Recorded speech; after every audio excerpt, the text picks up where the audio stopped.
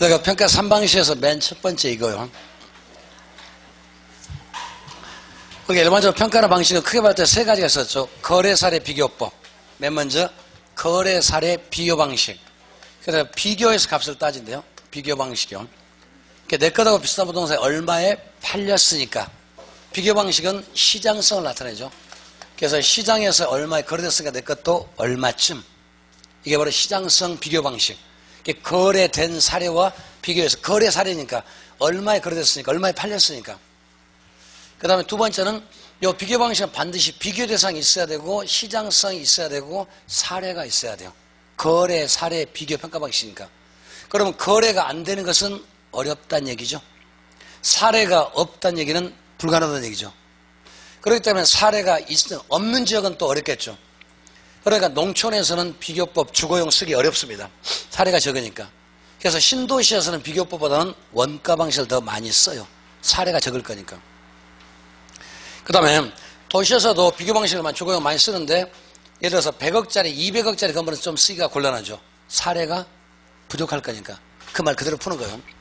그래서 두 번째는 이제 뭘 쓰냐면 이거는 원가 방식이요. 그래서 원가 방식은 원가가 얼마니까 얼마 주세요.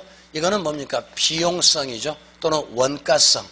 그러니까 비교 방식을 시장 접근법이라고 할 수도 있고 그 다음에 원가 방식은 비용 접근법 또는 원가 접근법. 똑같잖아요. 그 다음에 원가 방식 반드시 만들 때 원가가 얼마 들어갔으니까 만들 수 있는 것만 됩니다. 만들 수 없는 거 곤란하죠. 그래서 그 다음에 세 번째는 이제 수익 방식이요. 수익 방식이란 말은 얼마 수익이 나오니까 그럼 여기는 소득성이요. 또는 아니면 수익성이죠. 그렇기 때문에 수익 방식은 소득 접근법이라고 할 수가 있죠. 말 뜻이. 그러면서 이 같으면은 시장성 같으면은 시장가치. 시장에서 얼마라고 거래가 됐으니까 내 것도 얼마쯤 시장가치 무시하다면 여기는 투입가치. 얼마 들어갔으니까 만들 때 얼마 비용이 들어갔으니까 얼마 주세요. 그러면 수익 방식 같으면 나중에 얼마가 나오니까 산출가치. 말 되죠? 그죠? 그죠? 산출가치요. 그 다음에 그래서 나오는 것은 뭐냐면 여기는 어떻게 비교니까 가격 비교 원리죠. 가격을 비교해서 내 거다 얼마니까 가격 비교 원리가. 그리고 여기는 원가 계산의 원리. 만들 때 얼마가 들어갔으니까 원가 적산의 원리. 원가를 전부 다 더해가지고. 그래서 여기는 원가 계산의 원리 아니면 또는 원가 적산의 원리. 그러면은 수익 방식은 미래 순수익 계산 원리. 미래 순수익이 기대 순수익이 얼마 되니까. 그래서 나오는 방법이요. 여기 원가가 아니라 순수익 계산의 원리. 그래서 나온 값을 바라보면 시장 균형 가격이라고 그래요. 여기 같으면 시장 균형 가격이요. 이래 나온 값을. 시장에서 얼마 균형이 됐으니까. 수요금이 사실 만나가 됐으니까. 그리고 여기 같으면 공급자가 얼마가 원가를 계산 들어갔으니까 얼마 주세요. 그래서 공급자 제시 가격. 그렇기 때문에 공급자 제시 가격 때문에 공급적 측면이 강조되겠죠. 수요적 측면이 아니라 공급자 제시 가격이요. 만드는 사람이 얼마 들어가서 얼마 주세요. 그 다음에 수익 방식은 사는 사람이 얼마 주겠다. 수요자 제시 가격.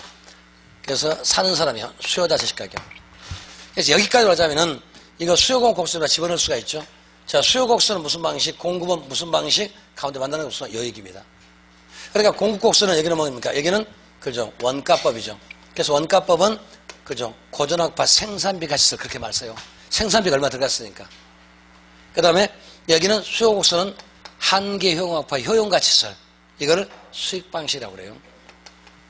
그러면 둘이 같이 만났으니까 신고전학파 이게 바로 비교법입니다. 그러니까 수요 곡선, 공급 곡선은 원가법, 수요 곡선은 여기 둘이 같이 만나는 것은 비교 방식. 요렇게 집어넣자면. 그 다음에 열에서 나온 값을 우리 뭐라고 하면 비준가격이라고. 비준가격. 그래서 나오는 거 비준가격 또는 유축가격. 요렇게. 근데 여기들은 뭐라고 하냐면은 감정가격이 아니라 시선가격이라고 하죠. 시선가격. 시험 삼아 산정하는 가격. 임시로 계산하는 값이에요. 중간과정 값이에요. 그 다음에 원가방에서 나온 값을 뭐라고 하냐면 복성가격 또는 적산가격. 복성이라면 다시 만들 때까지 그런 말이죠. 복성. 다시 똑같이 만드는 얘기니까. 그래서 그를 다른 말로 복성가격 또는 아니면 적산가격. 그렇게 쓰기도 합니다. 복성가격 또는 적산가격. 적산이라면 싸울 적자 적산. 우리 산정 얘기했죠. 아유 배고파.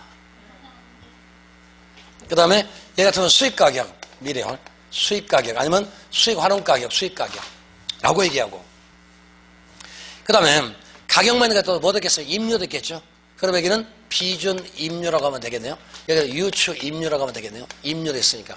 파는 값과 빌려준 값이 있으니까. 그럼 여기는 적산 임료. 그래서 주로 복성 가격, 적산 이렇게 씁니다. 주로 많이 쓰는 거예요.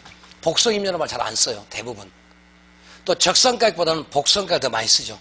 임료는 복성 임료가 아니라 적산 임료 이렇게 씁니다. 그 다음에 수익 가격이 있으면 여기는 수익 임료. 수익 임료. 이걸 수익 분석법이라고 그래요. 수익 임료. 이렇게.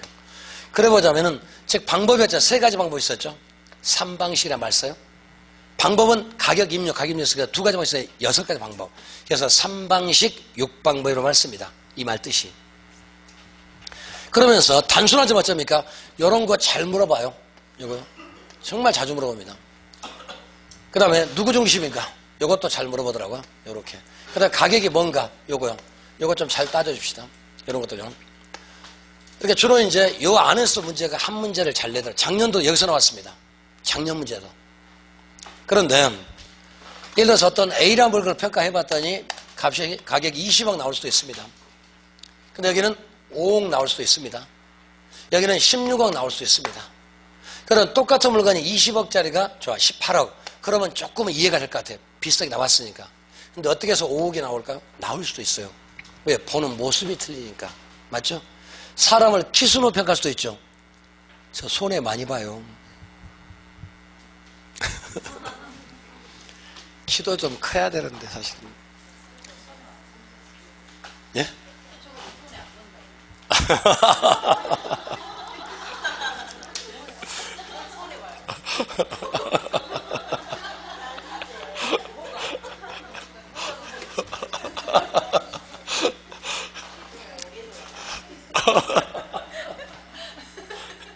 그죠?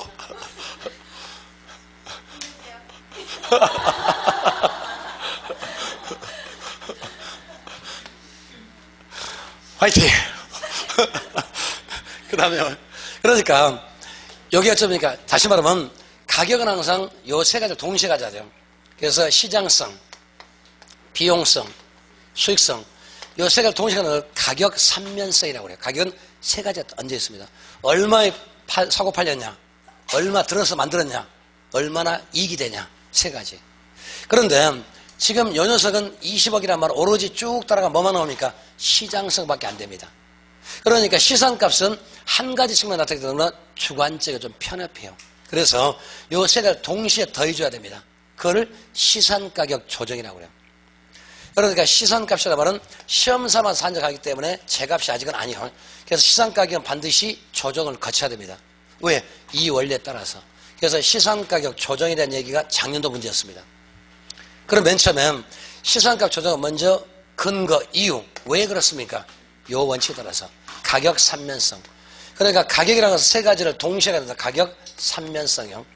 그런데 여기 보시면 시장값은 오로지 한 가지 면밖에 없으니까 20억은 시장성만, 20억 안에는 시장성만이지 비용성, 원가, 수익성 하나도 없습니다. 안 돼요. 여기 5억이라면 오로지 원가성밖에 없죠. 시장성하고 수익성 안 들어갔으니까. 모든 물건은 요 세 가지를 동시에 같이 해야 되니까 다 더해서 한번 다시 조정을 해야 돼요. 그래야만 두 번째 목적, 그래야만 가격이 어쩌니까 제대로 나오겠죠. 그랬을 때 가격이 제대로 나오니까 가격의 중립성과 객관성, 너무 한쪽이 아니라 정확하니 가격의 중립성 또는 아니면 객관성이라고 그래요. 그래서 이걸 만들기 위해서 그러면 어떻게 이제 한번 더 해야 되겠죠. 근데 더 할 때 그냥 더하는 것이 아니라 방법은 어떻게? 가중평균, 산수평균이 아니라 가중평균. 단순하게 더해서 n분의 1 하는 것이 아니라 가중치를 넣어가지고 비율을 좀 넣어주라는 소리죠. 그래서 가중평균형 이렇게 합니다. 그래서 요 말뜻이 작년도 시험 문제 요거였습니다. 그게 지금 우리 교재 2번이 그 문제입니다. 2번 문제가. 자, 2번 문제가 지금 그런 얘기요. 그러니까 1번, 2번은 전부 다 요쪽 파트로 되고 있습니다. 1번 문제가. 자, 1번부터 읽어볼게요. 옳은 것은, 틀린 것은 3방식 시장성, 수익성, 비용성 한다. 맞죠? 두 번째는 그래서 가격 평가으로서는 비교 방식, 원가 방식, 수익 환원법, 수익 방식. 그 다음에 세 번째는 임료는 임대사업법, 적산법, 수익 분석법이 있다. 수익 분석법에 나온 값을 수익 임료라고 그래요. 그 다음 네 번째, 세 가지 평가 방식을 적용시켜 산출한 값을 각각 시산가액이라고 한다. 시산가액은 최종값이 아니에요. 중간과정값입니다. 그 다음에 네 번째, 시산가액 조정이란 시산가액을 합리성을 검토해 상호간에 그 다음에 격차를 조정하는 작업으로 평가 3박 4주 이 값을 어떻게 합니다? 산술평균이 아니라 가중평균. 이게 답이네요. 그럼 어떻게 하냐? 그 바로 밑에 문제 이제. 그래서 다음 자료 활용해서 시산가액 조정을 통한 평가액은 얼마입니까? 거래사를 통한 시산값을 비교법에서 나온 값이에요. 그게 이제 얼마 나오면 1억 원. 여기가 1억 나왔네요. 그 다음 두 번째, 조성비용. 그건 원가 방식이라는 뜻이에요. 그래서 우리 기본서에서는 조정비용 나왔었죠? 우리 기본서 하실 때. 그래서 그 조정이 아니라 조성으로 바꾸세요. 이렇게 말했잖아요. 거기 조성이란 말은 만들 때기니까. 그건 원가 방식이요. 그러고 보니까 1억 1천. 이렇게 왔다 갑시다. 그 다음에 수익 방식, 임대사라는 뜻입니다. 그래서 그거 하니까 1억 2천. 이렇게 왔네요. 그러니까 같은 방식 왜 값이 틀리냐? 보는 모습이 틀리기 때문에. 이럴 때 어떻게 한다? 세 가지를 전부 다 더해줘라. 지금 1억 원이라는 오로지 시장성만 있고 1억 1천만 원 비용성만 1억 2천은 수익성만 나타났으니까 안 된다. 세 가지를 더해줘라. 어떻게 된다? 가중치. 그러면 가중치 자보다 좋겠죠? 비교 방식 얼마 줬습니까? 50%. 그 다음에 원가 방식은 30%. 고박 0.3. 그 다음에 수익 방식은 안 나와도 0.2겠죠. 왜? 가중치보다 1이니까. 자, 곱해봅시다. 그러면 여기는 5천만 원, 0.55경. 맞죠? 여기는 3,300, 0.33억이요.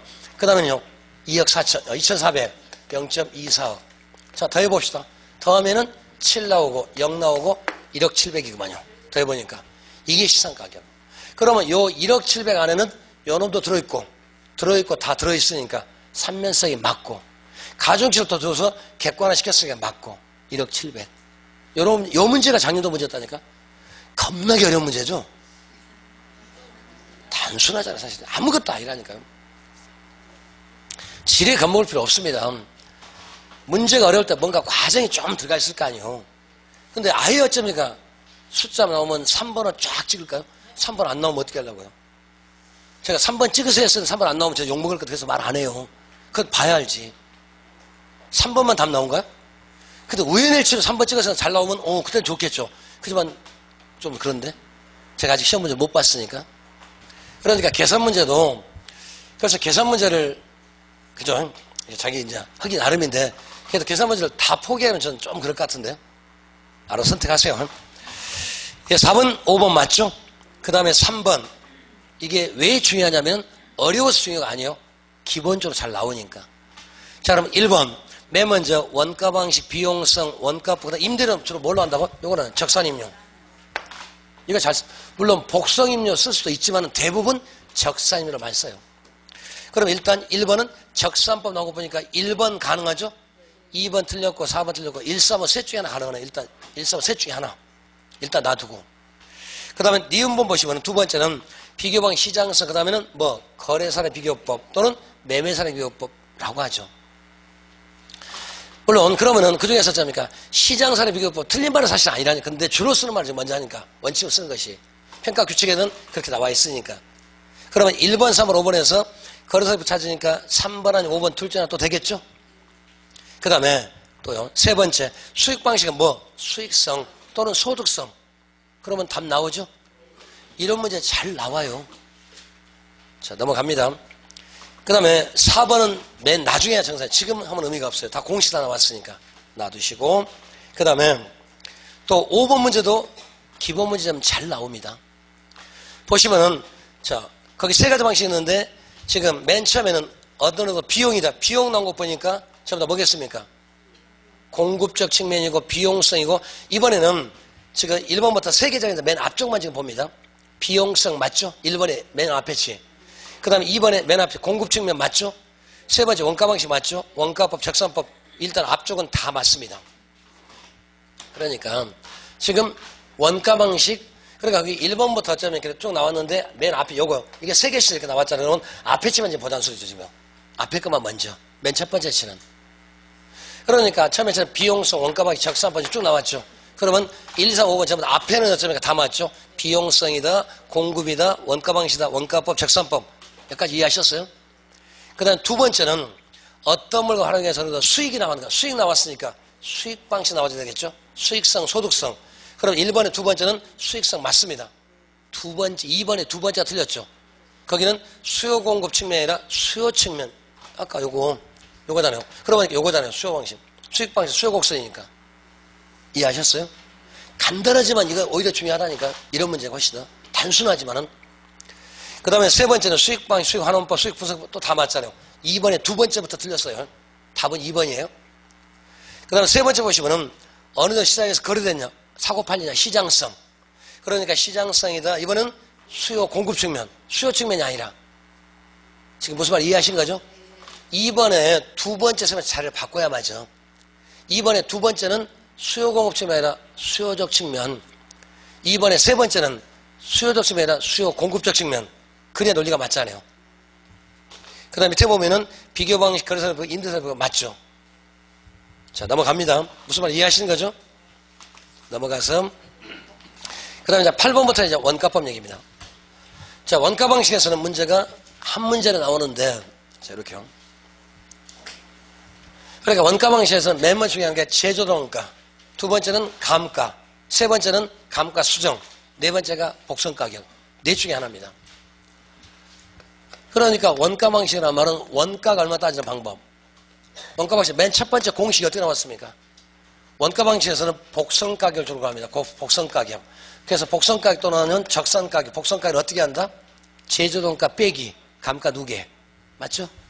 그래서 복선 가격은 그래서 제조원가, 또 제조달 또 다른 말로 재생산원가 또는 재건축원가 이놈에다가 빼기 발생된 감가 누계. 그래서 감가 누계기요. 감가 누계기인데 주로 누계를 빼고 어쩌면 주로 감가액 이렇게 하면 나오겠죠. 감가 누계 감가액 같은 말입니다. 그래서 여기서는 맨 첫 번째가 문제가 나올 수 있는 게 요거죠. 가장 먼저는 뭡니까? 요거 정확하게 이해합시다. 제조원가. 요게 첫 번째. 두 번째는 감가하고 감가 방법이 뭐가 있어요? 이게 두 번째. 감가 요인이 뭐가 있고 감가 방법이 뭐가 있고 이제 나올 거 아니에요. 그 다음에 세 번째는 요 두 개를 빼는 것을 그 제조원가에서 감가 두 개를 빼는 것을 우리 뭐라고 하죠? 뭐라고 합니까? 네가 말하세요. 감가 수정. 그러니까 감가 수정하고 감가 상가 거점의 구별하는 문제. 요거. 그래서 감가 수정. 이게 무슨 말이고 비교해서 감가 상가하고 어떻게 차이가 있는가? 기업 세무액에서 감가 상가하고 평가에서 감가 수정 잘 구별합시다. 요게 세 번째. 그 다음에 계산 문제 나온다 뭘 하겠습니까? 요게 산수 문제. 복선 가격 한번 해보실래요? 빼라는 소리. 이게 전부예요. 자, 두 번째. 그래서 이제 나오는 게 이제 가장 첫 번째가 제조원가요. 그래서 제조원가가 무슨 말입니까? 요거요. 제조원가는 맨 첫 번째가 또 의미. 그래서 제조원가는 말은 맨 먼저 첫 번째 항상 기준 시점 현재. 언제든지. 그래서 항상 기준 시점 요게 나와야지 만일에 신축 시점, 건축 시점 안 된다는 소리. 그죠? 여기는 기준 시점. 그래서 주로 뭐가 나옵니까? 신축 시점. 요거 아니에요. 또는 건축 시점 아니에요. 또는 취득 시점 당연히 아닐 거고 항상 신축 시점 제일 많이 쓰는 게 요거니까 건축 시점 아닙니다. 신축 시점 아닙니다. 항상 기준 시점. 말 바꾸면 안 돼요. 두 번째는 이번은 언제든지 새걸 신규. 그러니까 재건축한다고 해서 제도한다고 해서 중고 물건 아니에요. 새 물건. 신규 또는 새로이. 그래서 원시적으로 재치등. 새 걸로 다시 만든 거 원시적으로 재치등한 거지 있는 물건 아니라는 얘기. 재치등 붙었다고 해서. 그 다음에 세 번째는 적정 가격의 총화란 말은 항상 가격은 뭐를 전제로 한다? 최유효상을 전제로 합니다. 언제든지요. 그래서 임료는 최유효상이 미달될 수도 있죠. 계약의 감가를 고려할 수 있습니다. 하지만 가격은 언제든 최유효상. 언제든지. 그 다음에 네 번째. 내가 건설은 항상 누구 걸로 하자? 돈 줘서 한 것처럼 도급가격. 그래서 자기가격주가 아니라 도급가격주에. 여기까지 문제가 나왔습니다. 이미 나왔고 이것도 나왔어요. 그럼 그 다음에 이거 나왔기 때문에 그 다음에 하나 더 가자면은 좀 더 가다 먼저.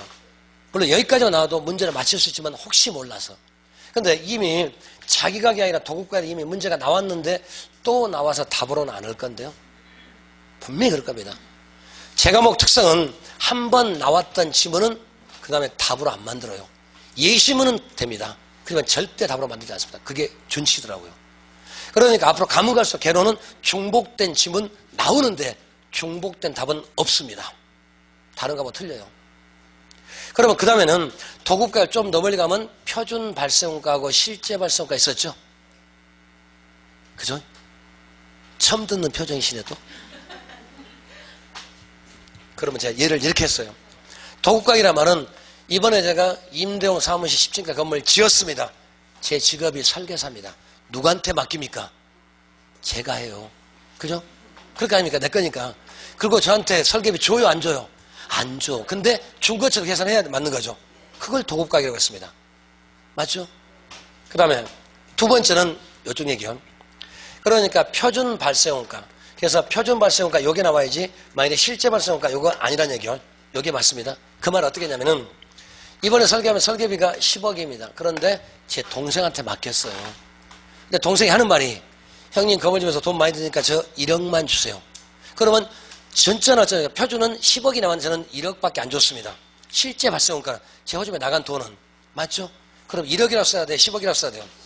예, 그게 바로 표준 발생원가. 맞죠? 그래야 정확히 나오지 않을까요? 그 말은 기억나시죠? 그게 요놈이었어요. 맞잖아요. 그러니까 요 지문이 아직은 교재에 없다니까요. 근데 왜 말하자면은 요런 지문이 나온다니까요. 그 몇 개가 사실 우리는 중요해요. 사실은요. 다 중요한 것이 아니라 저 지문 하나 딱 나오면 순간적으로 당황합니다. 나오길 바라고. 그래야 다른 사람도 틀릴 거 아니에요. 우리만 하자고요. 네.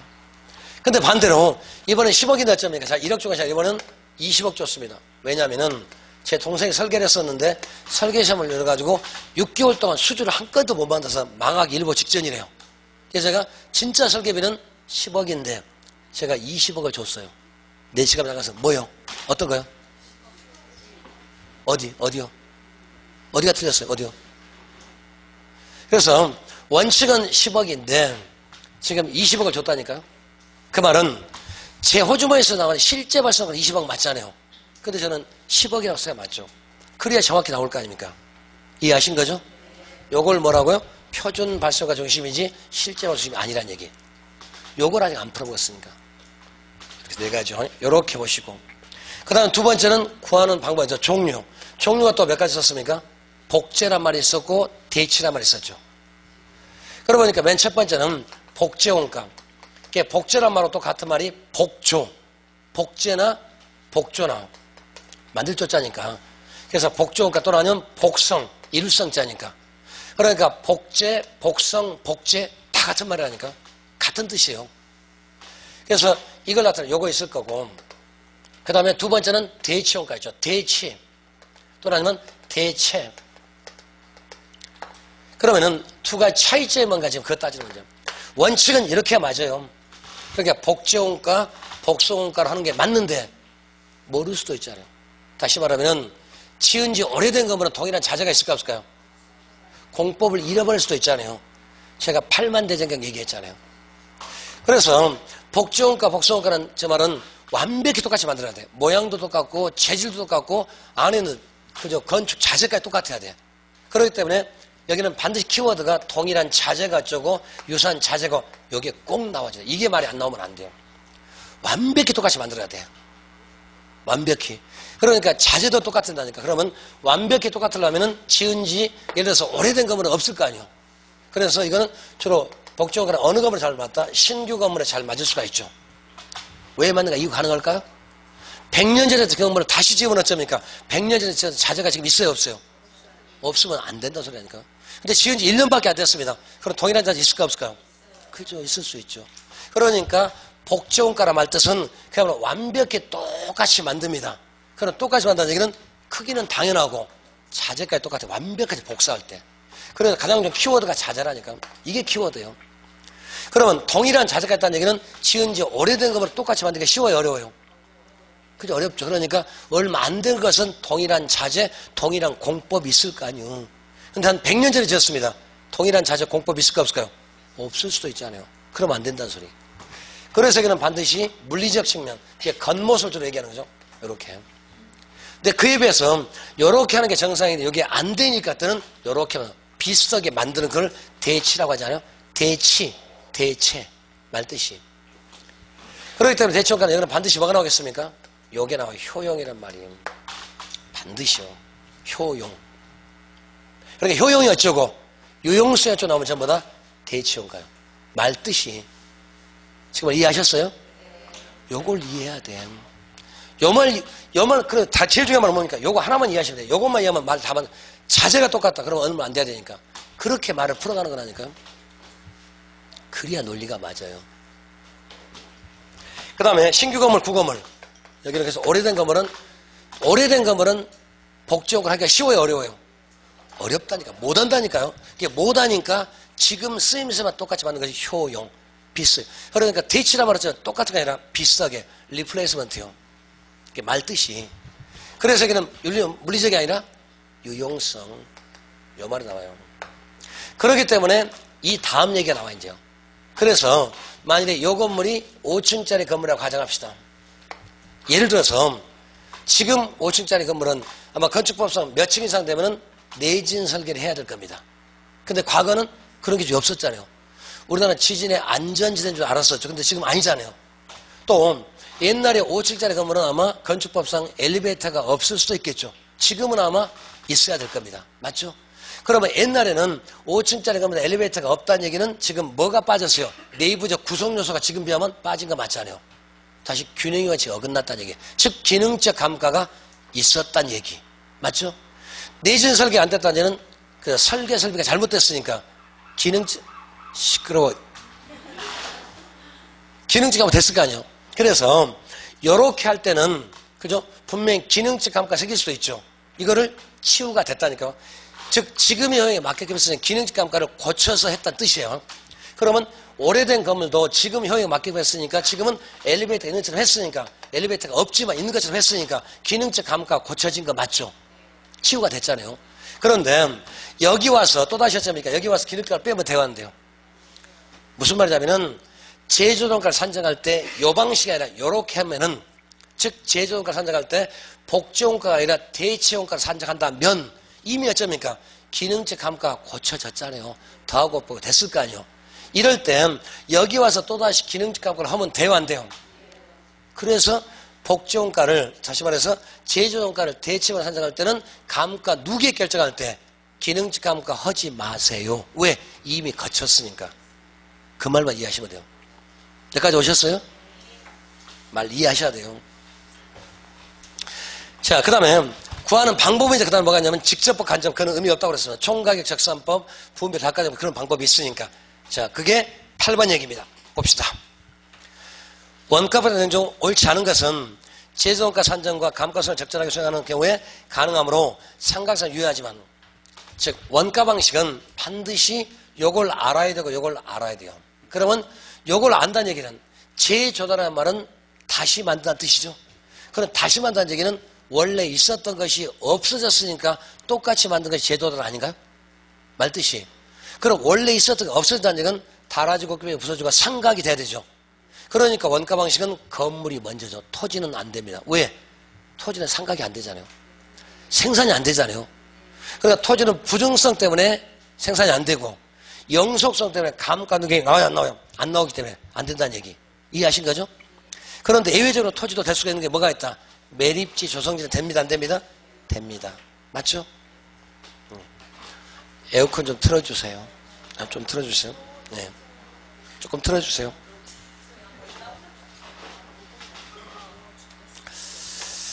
그래서 그 날개를 위로 올리시면 됩니다. 뒤에 계시면 됩니다. 여기서 지나가면 여기는 그저 아프리카 저기 가면은 그저 시원한데 온도가 틀리더라고요. 네, 좀 틀어주세요. 자, 1번 그래서 맞는 얘기요. 그러니까 제조원가 산정에서는 감가를 직전에 수행할 수 있는 경우에 가능하므로 그러니까 감가 수정을 해야 되기 때문에 그러면 감가 수행하면 요거를 할 수 있어야 돼. 요거를 그럼 못하는 녀석은 안 됩니다. 말뜻이. 맞죠? 그러니까 요걸 계산 못하고 요걸 계산 못하면 여기 안 되기 때문에 그럼 여기 안 나오니까 원가 방식은 못 써요. 1번 말뜻이. 맞죠? 그런데 요게 되는 것은 그러면 할 수 있다는 얘기죠. 그래서 토지는 원칙은 원가법을 못 씁니다. 그런데 예외적으로 매립지, 조성지는 제조동가 나오지 않아요. 그러면 할 수 있다는 얘기겠죠. 1번 말뜻이. 된 거죠? 그 다음에 그래서 보자면 기성지까지 아닌 조성지 매립지를 제어하고는 적합하지 않다. 그 말은 그죠? 조성지 매립지는 됩니다. 나머지는 안 되는데, 즉 토지는 안 되는데 매립 조성지는 예외란 데 있으니까 적용됩니다. 그 뜻 아닌가요? 두 번째, 공급 측면. 아까 했던 얘기, 원가 방식 아까 공곡선, 공급자 제시가격, 공급자 제한가격 아까 원가 방식은, 아까 수익 방식은 수요자 제시가격, 수요곡선 맞죠? 2번 그 뜻이었고요. 그 다음에 세 번째, 단기에는 시장의 수요에 힘에 따라서 시장 수요에 따라 결정되고 장기는 뭐에 따라서? 비용에 따라서. 그러니까 우리 주택 공급은 단기는 수요자 중심입니다. 왜? 시차성 때문에. 근데 장기 되면 비용적 중심. 아까 단기는 항상 불일치된다고 그랬죠? 수요자가 많으니까. 그 다음 장기가 되면 비용에 따라 양을 늘릴 수가 있는 거. 그래서 부동산 공급, 특히 토지가 아니라 건물 같으면 단기는 수요자 중심, 장기 되면 공급자 중심. 이렇게 바뀌어요. 세 번째가. 네 번째, 재소원가는 어느 시점이요? 보세요. 딱 이거 나왔네요. 신축 시점이 아니라 그죠? 기존 시점. 이렇게 이해하신 거죠? 틀렸고, 그 다음 재소원가는 채용사를 기준으로 설정되며, 보세요. 재소원가는 반드시 뭐를 전제한다? 요걸 전제로 한다. 그런데 우리 기본서는 어떻게 쓰냐면 적정 가격의 총합. 자, 그렇게 표현했어요. 그래서 그 적정 가격 총합이란 말이 바로 채용사를 말합니다. 그렇게 말했었는데 기본서 하실 때게 아마 그렇게 됐을 거예요. 그 다음에 자, 넘어갑시다. 이번엔 10번 보시면은 대시원가, 복지원가. 이제는 의미 맞으니까 요 밑에 거 할게. 지금 그 뜻입니다. 1번 대시원가란 기준 시점의 대상보다 기능과 효용. 보세요. 기능과 효용. 만약에 대시원가를 동일한 자재 나오면 틀린다니까. 기능과 효용. 그 다음에 부동산 신규로 다시 만들 때, 그죠? 신규가 또 효용적 측면. 벌써 키워드 다 나왔네요. 기능과 효용이 어쩌고저쩌고, 그죠? 그 다음 오래된 건물, 효용적 측면, 유용성. 맞죠? 1번이요. 그 다음에 두 번째는 건설 공법 자재 등의 변칙에 따라 대상보다의 재료 구하기가 곤란할 경우에는 뭘로 합니다. 그러니까 원칙은 요렇게 해야 되는데 오래돼서 몰라요. 그러면 요렇게. 그러니까 원칙은 제조가나 복지원가 맞죠. 근데 오래됐다, 자재가 없다, 공법을 모른다. 그럼 똑같이 못 지으니까 그러면 비싸게 만들자고요. 그게 대치 아닌가? 대체. 비싸게 하는 게 대치 맞잖아요. 말 뜻이. 그 다음에 세 번째, 대치원가란 기준 시점의 대상보다 동일하나 유사한 자재? 틀렸잖아요. 자재 나왔으니까 복제. 그죠? 그 다음에 보면은 그러면서 자재가 어쩌고, 그 다음에 뒤에 보자면 물리적 측면이 어쩌고, 키워드 다 나오죠? 네 번째, 복지원가를 이런 측면에 설정했으며 기능과 효용면에서 동일성, 그 다음에 부동산 대체함으로 기능적 감을 추가로 수행하지 않는다. 해야 돼. 여기서는 기능적 감을 합니까 안 합니까? 지금 그러니까 기능적 감을 그 구별 잘 하시라니까. 즉 대체병으로 제조업을 산정할 때는 기능적 감을 한다니까요. 근데 여기 왔을 때는 안 한다 뜻이죠. 무조건 한다는 그 말 아니에요 지금요. 즉 대체병으로 산정할 때는 즉 옛날처럼 지금에 맞게끔 하니까, 그런 지금의 효용이 안 맞으니까 뭔가 설비가 부족하니까 집어넣는 건 어쩌니까 그때는 하는 거잖아요.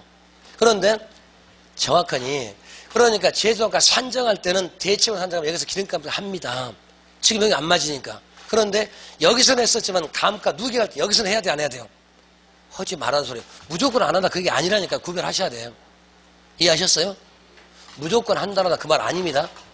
그러니까 생각을 해보세요. 왜 그러면은 대체병으로 제동 산정해서 기름값을 하겠습니까? 왜? 옛날 치니까 느낌이 안 맞으니까. 지금으로 바뀌려면 어쩌니까 엘리베이터 만든 게 정상이잖아요. 옛날 건물은 지진에 안전지 다녔으니까 내진 설계 안 됐을 거 아니에요. 그럼 지금 하면 어쩌니까 내진 설계 하잖아요. 그러면 지금은 내진 설계 돼야만 효용이 맞잖아요. 그럼 안 됐으니까 감주를 해야 되죠. 가미를 해야 되겠죠.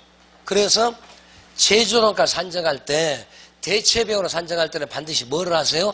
기능감과 가미가 된다. 여기서는 한다니까요. 근데 여기서는 하지만 이쪽에 와서 해야 돼 안 해야 돼요? 하지 말라는 소리. 구별하세요. 지금 말 이해됐어요? 차로 잰 듯이 물어본다니까. 정확하게 말을 물어보니까 대충 넘어 대충 틀려요. 제가 뭐 절대로 대충이 안 된다니까. 정확히 나와야 돼요. 조금 지금 기본적으로 말을 잠깐 빼니까 지금 그죠? 기본서부터 이거는 거의 1시간 동안 얘기들 지금 몇 분에 끝내는 거 사실은요. 그런 시간이 못 되니까. 기본서보다 조금 더 간추려 가니까. 말을 더 많이 줄이잖아요. 다 풀면 더 쉬울 건데. 그죠? 그러니까 반드시 집에서 풀어보시고 오시라는 소리. 그래서 합니다. 여기서 찾기 어렵다니까요. 그거는 노력을 해 주셔야 돼. 그거 안 하면 내 거 안 된다니까요. 그거 하고 나서 어렵다 싶다 한번 해보세요. 읽어보시고 그래야 어려운 거 쉬워지는 거지. 안 보고는 절대로 쉬워지지 않습니다. 반드시 논리라니까요. 일정 과정을 좀 거치십시다. 반드시 그래야 맞습니다. 그 다음에 5번째, 대체효과는 실무상으로 더 정확하게 구할 수가 있으며 기능값을 수행한다. 여기서 대체효과를 들어점니까? 다음 거를 보면은 거기 같은 건 또 어쩌니까? 물리적 복지효과. 그러면은 실무상으로 구할 때는 실무적으로 할 때 어쩌니까? 사실 이건 이론적인 실무가 훨씬 더 낫죠, 사실은요. 어쨌든 두 가지 구별하세요. 그러니까 복제란 말 제일 중요한 말이 자제입니다. 언제든지. 요 놈 가지고 말을 요렇게 지금 만들어내는 거예요, 사실은요. 제일 중요한 키워드가. 그 다음 왜 그러면 여기는 효용이 있는가? 말을 지금 만들었다니까요. 복제란 말이 무슨 말이고 대체는 무슨 말, 그 말을 이해하셔야 돼. 그래야 말 나올 수가 있으니까. 그 다음에 자 오른쪽. 자 넘어갈까 이제는요. 그 다음에 이제 13번부터 무슨 얘기냐면 다른 얘기입니다. 그래 13번부터는 이제 평가 방식에 대한 감가 수행에 대한 얘기요.